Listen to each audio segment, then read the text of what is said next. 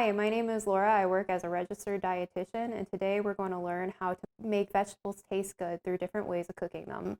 So right now I have asparagus, and I'm going to clean it and then take the ends off of it, because that's part of preparing it.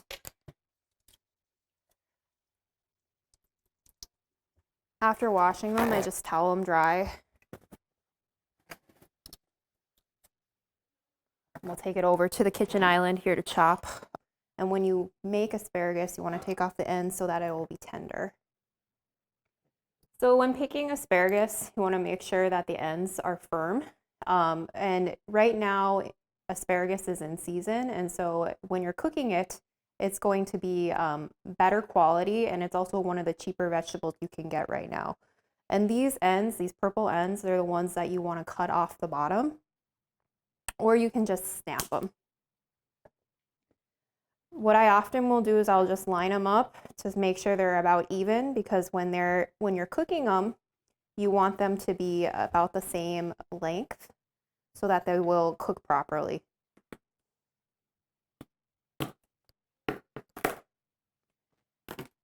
And just like that, the ends come off. So now there's a couple ways you can prepare asparagus. You can steam it, you can saute it, you can roast it, and today will be a few different ways to prepare asparagus. So one of the ways I prefer to prepare it is to roast it. And when you're roasting it, what you can do is you can get a pan and line it with parchment and then stick it in the oven. You can use a cast iron pan for this, or you can use a baking sheet. What we have here is a cast iron pan. Line it with a baking sheet. When you use a baking sheet, it helps minimize the cleanup. And you just want enough to fill the pan to make sure you can evenly space them out. Because when they're close together, they won't cook well. And when you're about to bake, you can use about 2 tablespoons of the olive oil. About a capful is about a tablespoon. And so you can just pour it into the cap and then just drizzle it.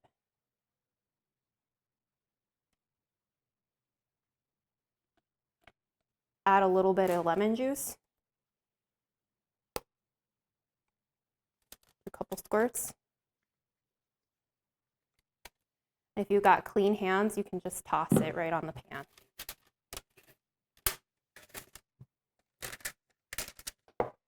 Put a little bit of garlic on it.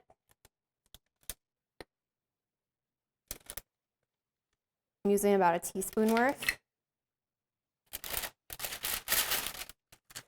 Of course, there's no such rule as too much or too little garlic. Black pepper, and grind it over the top of it. Now it's ready to stick in the oven. It's that simple.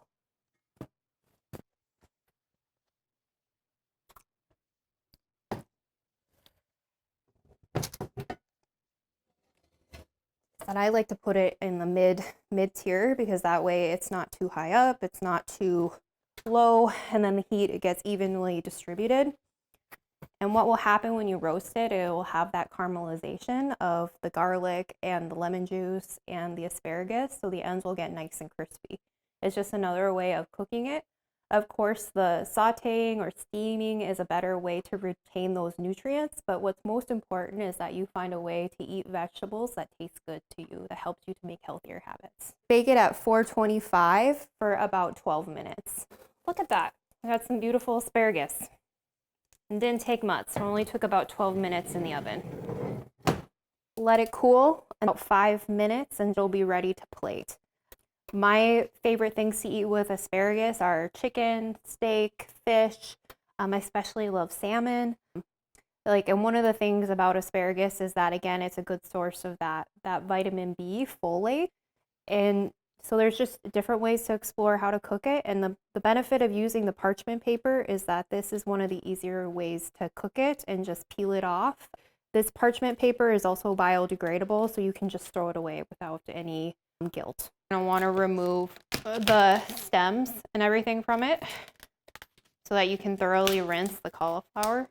We're going to wash it And then what we're planning on doing with this is we're going to roast it and we're going to grill it. The cauliflower, you can also saute it because it would cook the same way broccoli would because they are very similar vegetables. We're going to do a little bit of grilling instead. We have some cut broccoli. So of course these woody stems, you want to get rid of those because those won't cook as well when you're trying to roast them. If you are going to grill them, you want to make sure that they're cut in half and that you have like a flat side to grill them. You want to think like a steak. So like this larger piece would make a good piece to put on the grill.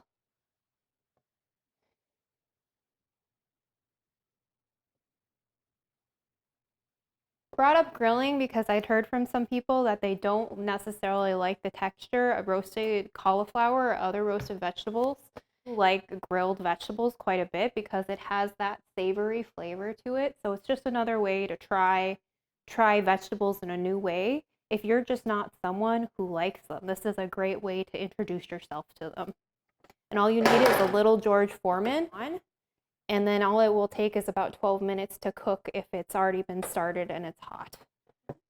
So this is just some grilled cauliflower. Help with minimizing the mess. I would recommend you add your garlic and your olive oil afterwards to just help with that stain and to make sure you clean your grill right away. Now I'm going to take this cauliflower and I'm just going to toss it with some olive oil and some garlic and some lemon juice. If you're noticing a pattern, that's just because these are some really easy ways to prepare different kinds of vegetables. This particular one, I'm not super picky about the olive oil. I'm just drizzle a little bit, enough to get it wet. A little bit of olive oil goes a long way. And then I'm going to use a little bit of garlic.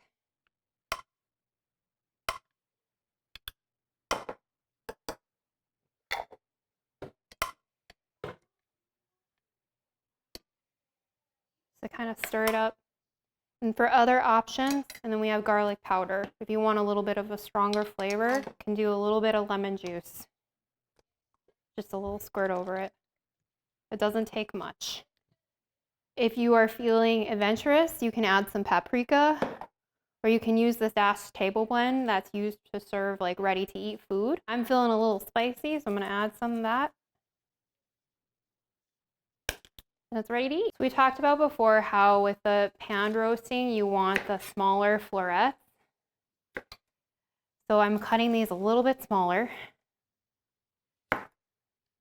Just think about how they come in the pre-sliced bags. They don't really have the woody stems on them. And so they should look like that, just the little heads cut off, or the little stalks cut off. If you're not someone who is used to eating vegetables, cutting them into bite-sized pieces can make them a lot easier to chew and to get used to the texture. For kids, it takes 7 to 8 times to get used to a new food. The research on adults and food aversions, but if I were to take an educated guess, I would bet it takes adults as many times to try new foods. Again, if you're just not someone who's used to eating vegetables, just look at different ways of cooking them and see which ones you like better. My favorites are the steaming, the sauteing, and the grilling. And then I like certain things like asparagus oven roasted, but I may not necessarily like those steamed. So there's just different ways to cook vegetables that you'll find that you'll like them. But I like spinach sauteed. So that's just an example. I'm going to throw in some broccoli too. Broccoli is very similar to cauliflower when you're pan roasting it. Again, you want to cut off the little stems and you want the little heads, and you'll throw it in there. And you want a little bit of space in between them. And if they're bigger, you can always pull them apart into smaller pieces. Like pan roasting is a good way to cook chicken and vegetables in a night. So if you wanted to cook your chicken first and then add your vegetables after you're done cooking your chicken, that meal can take about 25 minutes to make. It's kind of a quick and easy meal, especially if you use the parchment paper to help with the cleanup. I'll attach a recipe for the pan fried chicken too.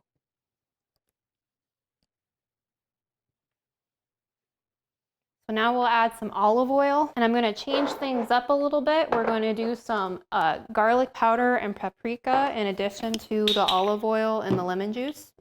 Again, you can measure out about a couple tablespoons of the olive oil. So what I'm doing right now is I have Brussels sprouts. They've already been cut a little bit. They've removed the woody part of the stem, but for me, I still don't like this part, so I'm going to trim a little bit of this off. And then I'm going to cut it in half because we're going to grill them and we're pan roast them. And of course, again, if you're not someone who really likes vegetables and you're trying to get used to the texture, I recommend cutting them into even smaller pieces because then they'll cook pretty thoroughly. But for the ones we're going to do on the grill, we'll just keep them into like a half, like they're going to be steaks. So now we're going to add some olive oil. And so we're going to add about a tablespoon of olive oil for all of our vegetables. Another 2 tablespoons because we have so many vegetables. And then an easy way to toss it is just to take a spatula and stir it.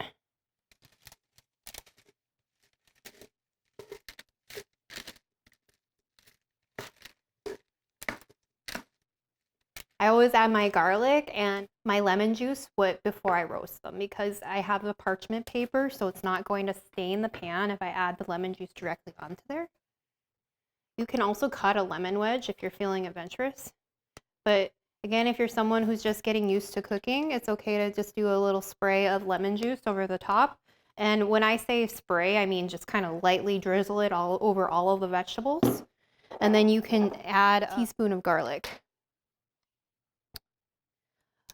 But if you really love garlic, just add a lot.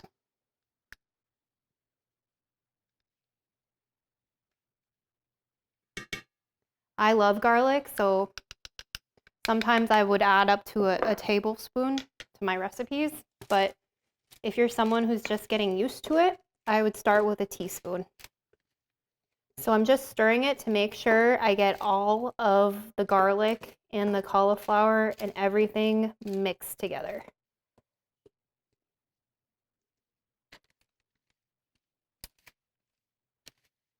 We'll add a little bit of pepper and a little bit of garlic powder.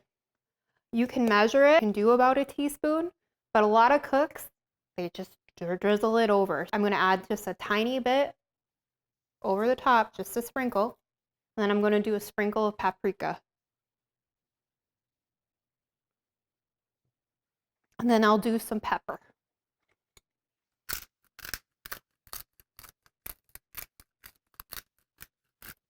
Put this in the oven for 425 and you're going to cook it for about 12 minutes.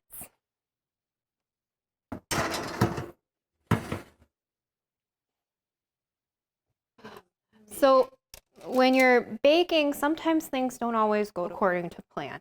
So this was supposed to take about 12 minutes, but it ended up going for 20. And with a practice eye, you get used to just looking for the things like the slight browning at the edges. And that's how it goes with cooking, is you just got to keep an eye on what you're cooking and what you're doing. And so if you combine vegetables, sometimes some take a little bit longer to cook than others. And when they're spaced closer together too, they take a little bit longer to cook as well. This still looks delicious and I'm ready to try it.